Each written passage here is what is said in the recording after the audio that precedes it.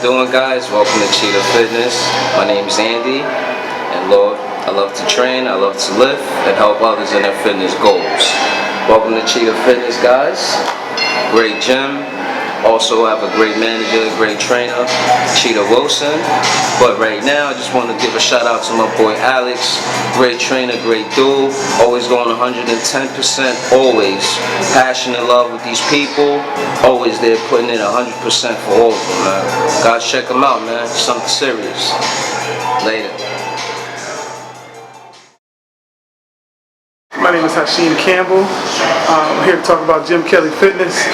I've known Jim Kelly for about, going on 10 years now. I met him back in 07. We used to train together, but you know, as life goes on, you get responsibilities, you can't work out as much. I fell off. A couple years ago, we linked back up, and he started training me. And the difference between then and now, I mean, then he was a martial artist, he was a badass martial artist then.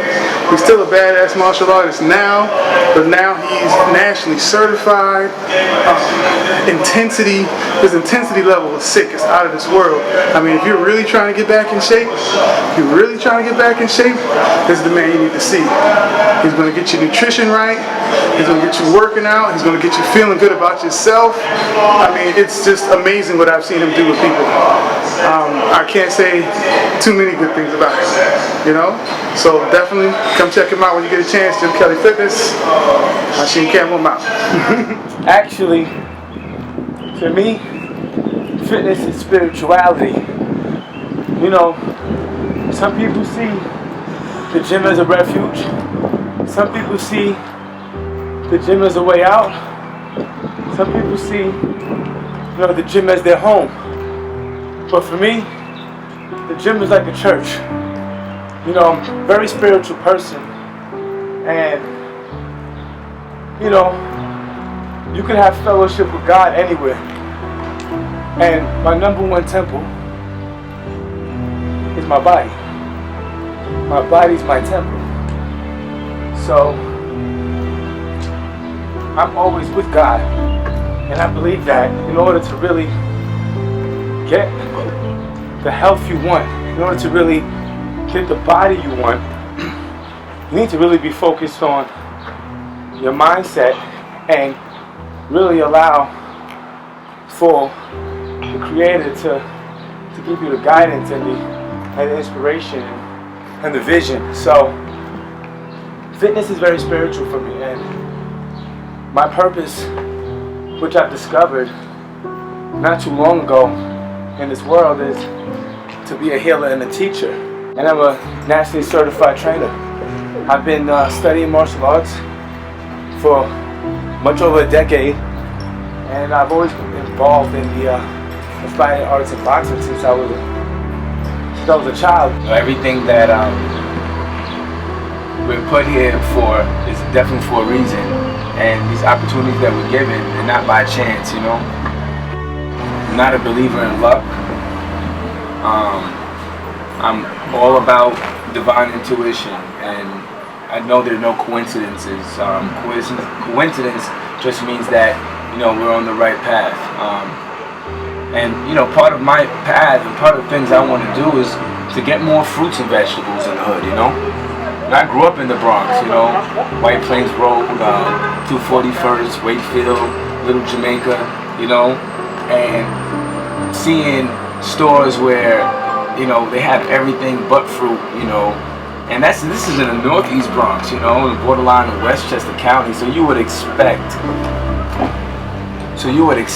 you know, at least, you know, some type of nutritional value in the area, considering that it's residential, considering that, you know, they're homeowners, they're, you know, hard-working, blue-collar people, you know. So at the end of the day, this is one of my missions, you know. I want to be able to put, you know, fruit stands and vegetable stands and organic fruit and non-GMO. You know, there's a lot of disease in our community from, you know, lack of nutrition and lack of, you know, proper nutrition. But when it's all said and done, we could put as much fruit and vegetables in our communities as we'd like, but without the proper fruits and vegetables coming from the proper places, not places where they're manufacturing these things and putting dye and wax on our foods,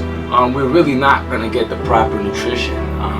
The way nutrition works, the way fruits and vegetables work with our body are DNA encoded. That's why they're bright colors. That's why they're reds and yellows and greens and oranges and purples, because it was made for us to identify them in nature so we can see them and know that they're good for us. And in the instant when you bite into an apple, the instant when you bite into an orange, your body, your mind recognizes exactly what it is and starts to utilize its nutrients immediately. When you take a vitamin, it has to break down in your stomach and go through your system and then go to your bloodstream. But when you bite into an apple, it goes into your saliva glands and it starts working immediately. You start absorbing the nutrients, and then the rest that needs to get processed gets processed, the good old way, and comes out the good old way. But we're genetically encoded to eat fruit and vegetables. So with that being said, it's very important that we get that in our community, and not only that we get non-GMO foods in our communities. And that's one of my ultimate missions is I want to get non-GMO fruits and vegetables in every community at any cost. Like I told you earlier, my purpose in this life is to be a teacher and a healer.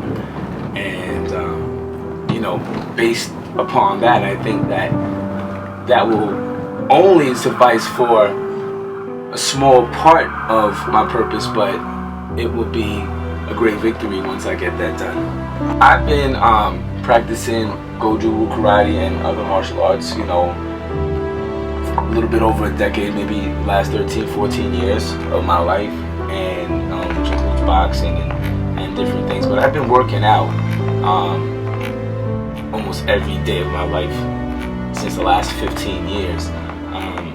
But I was, shining in my martial arts career. I was competing in tournaments. I was, I was getting my skills up. I was getting my name up. I was on a path. And in about 2010, I became very sick. All right.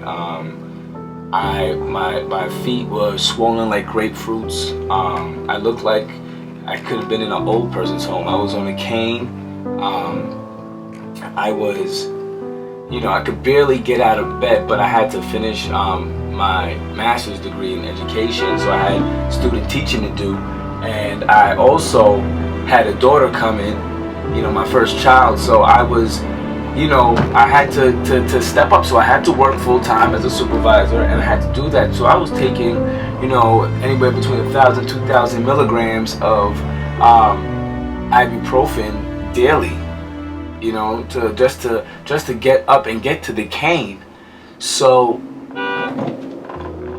I just knew that I couldn't live like that, and then I knew that wasn't the life for me, and I knew that God had more for me and had more for my children. So, day by day, I tried to figure out ways that this would work. I went to every doctor's appointment I could. I went to every specialist and did every blood test, and it wasn't arthritis, and it wasn't HIV, and it wasn't hepatitis, and it wasn't anything. They did not know. So it wasn't gout, it wasn't lupus, so at the end of the day, we don't know what it is, but we see what it does. And that just wasn't enough for me. I need more to know about myself. And if you can't tell me about myself from the outside, I gotta learn about myself through the inside. And that's what I did. I prayed and I meditated, and I did this after cursing God. I cursed God because I truly felt that everything that was happening to me wasn't fair. I mean, here I was, an upcoming martial artist. I wanted to do film. I wanted to do demonstrations. I wanted to do everything. I wanted to open my own school someday, and I felt that it was all taken away from me. And I'm like, why would you do this to me, God? I said this to myself at the time, like, why would you do this to me? Like, I'm the guy that if someone's grandmother was walking with her shopping bags late at night and some creep was following her, I'm the guy that would be there, her guardian angel. Like, I have the ability to protect her, and I would use it. That's me. That's my personality.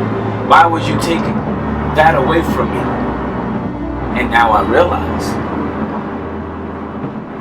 nothing was taken away from me. That was to be the source of my strength, that was to be the source of who I am today, and why I adopted the name Jim Kelly, and everything that is to be, my character, my moral, all was based on suffering and going through that pain and understanding. So as I finally came to peace with the fact that God needs me to overcome this suffering before I could be who I need to be, I decided to take those actions, and I pull myself up on my bootstraps. I don't like that term, but that's what I did at the time because I didn't know any better.